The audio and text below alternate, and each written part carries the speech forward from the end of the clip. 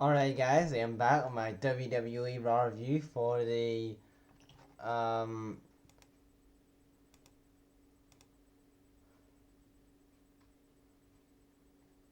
for the 29th of the 8th for 29th of the 8th 2016, and in my opinion this Raw was probably the was in my opinion this Raw was really good start to finish. It was really good.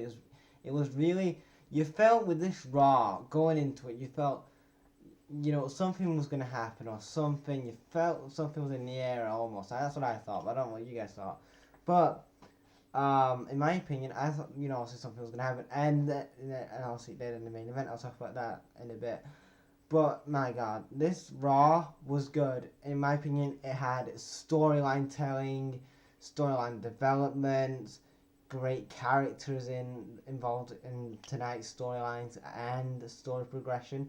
It had great matches. It had some good matches, decent, but storytelling and story building and storytelling is really good in the WWE. And that's what you really need to build up a feud: storytelling and building up a story and storytelling. So telling a story in the WWE, and that's what he did.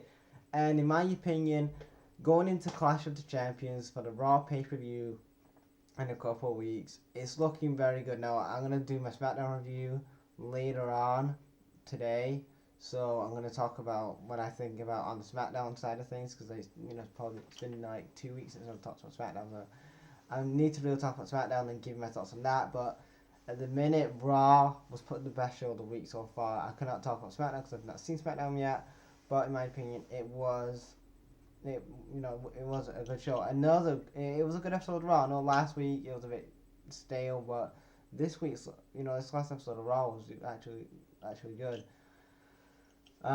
So the first match, so we started off basically Raw with a segment where we got all the wrestlers who are going to compete in the 6-man elimination 6-pack challenge, whatever the fuck it was tonight.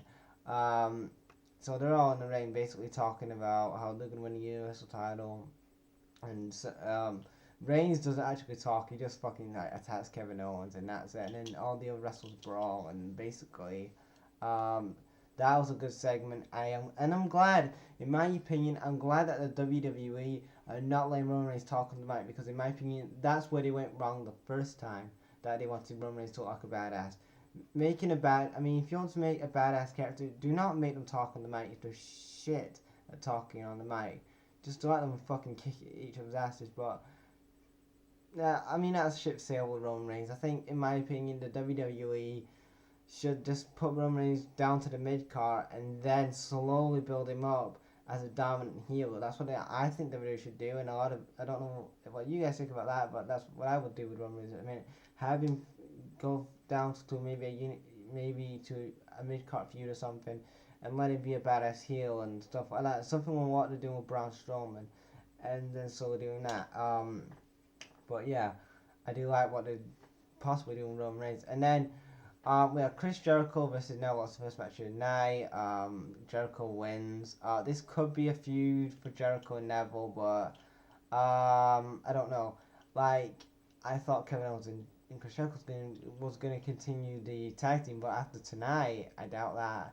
But yeah, maybe I was thinking before Raw, I was talking to a wrestling fan.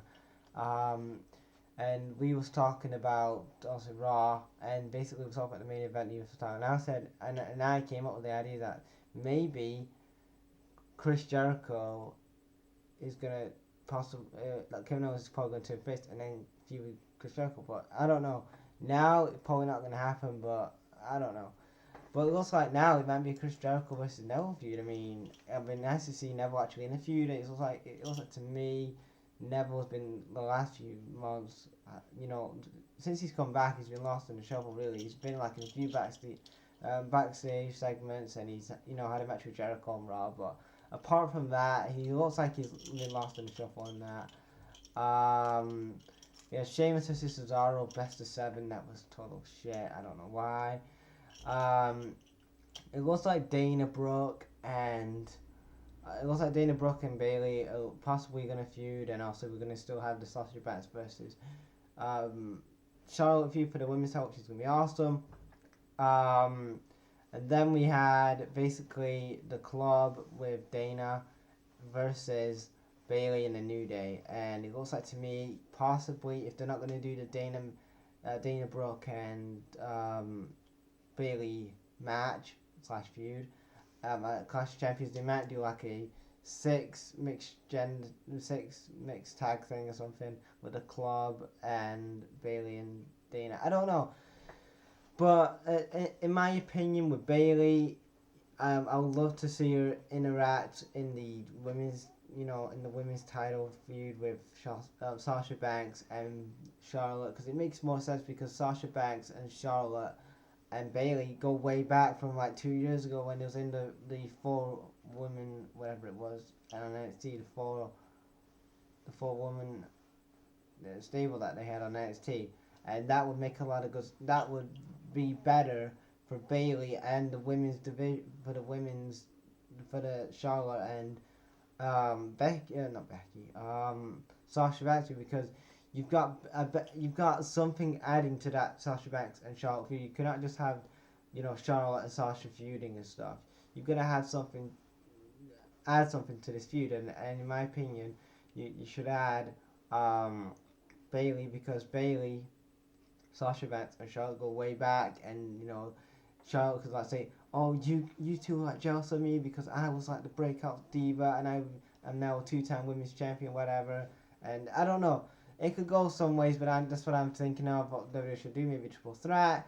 I don't know, but I'll talk about that when we see more. But we just saw some pitching of some ideas what the WWE are going to do with these guys. But with the New Day and the club feud, it's been a decent feud. It's not been the worst feud, but I mean it's been funny like watching the club like act like the professors or whatever. And then what was after that? We had Sheamus versus Cesaro. Yeah, I don't want to talk about that. Then we had Sami Zayn versus Rusev.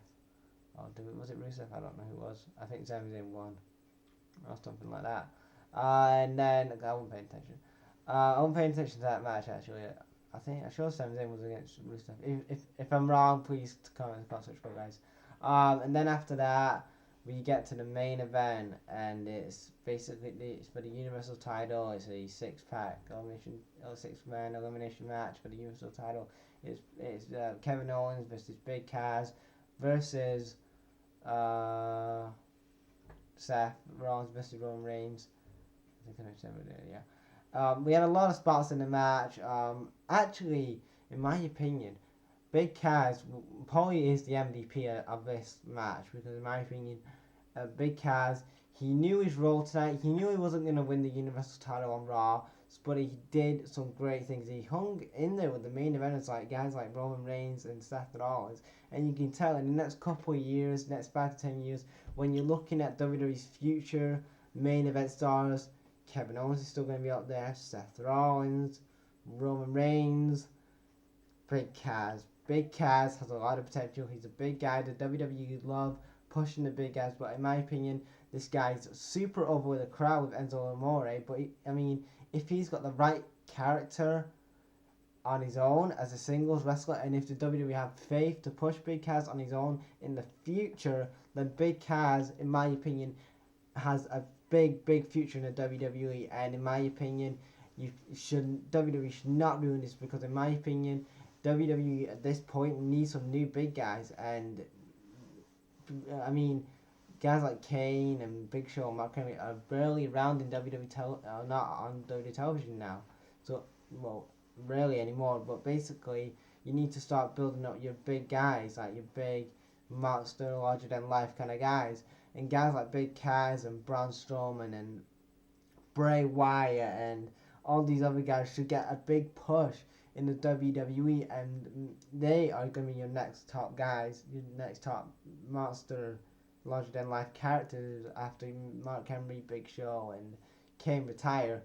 So yeah, and I liked how Cass, he knew what he was doing tonight. He was just going to be, doing his thing, trying to get over the crowd, but obviously hang out was, trying to prove as the main event, if you know what I mean. But don't get too involved with other stuff because he's still in the tag team, so that was good. So, Big Kazak's eliminated. Oh yeah, Sami Zayn. Was he in the match? I'm sure Sami Zayn was in the match. Oh, well, I don't. And then we get to the final three. So it's Reigns, Rollins, and Owens.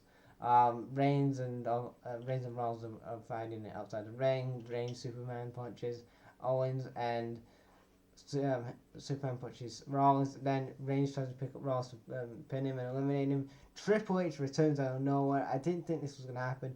The crowd go nuts. Triple H pedigrees Reigns on the floor, and then he throws him in. Seth Rollins eliminates him, so it's Seth Rollins versus Kevin Owens, and we're going to find out who was the Universal Champion. So Kevin Owens picks up Seth Rollins, and he picks up Kevin Owens, and he's like, get it. And then after that, he picks up Kevin Owens, he turns around, pedigrees Seth Rollins, and then the crowd went absolutely nuts. Michael Cole was going fucking nuts.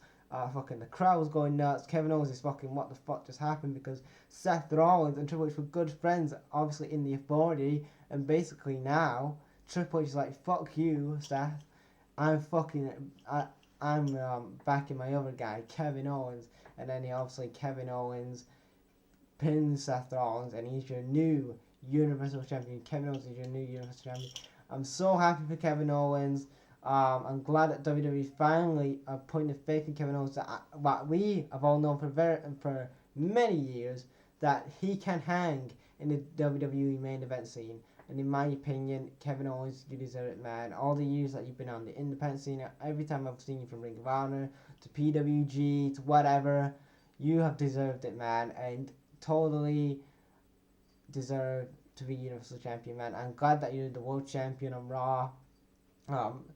And I'm just so happy for you, man. I'm a big Kevin Owens fan. The characters are awesome. Him and Triple H are going to work great together. I think the two great characters are going to bounce off each other very well. And for Seth Rollins and Triple H, very happy that this happened, because I know I did a video about this on how WWE should book Seth Rollins versus Triple H, the feud. I did that this year, so check that out and see if I got that right. I probably didn't get that right because we still didn't have the brand extension, whatever, but check that video out. And I wanted to see WWE. You'll thank me later for saying that we should have a Triple H.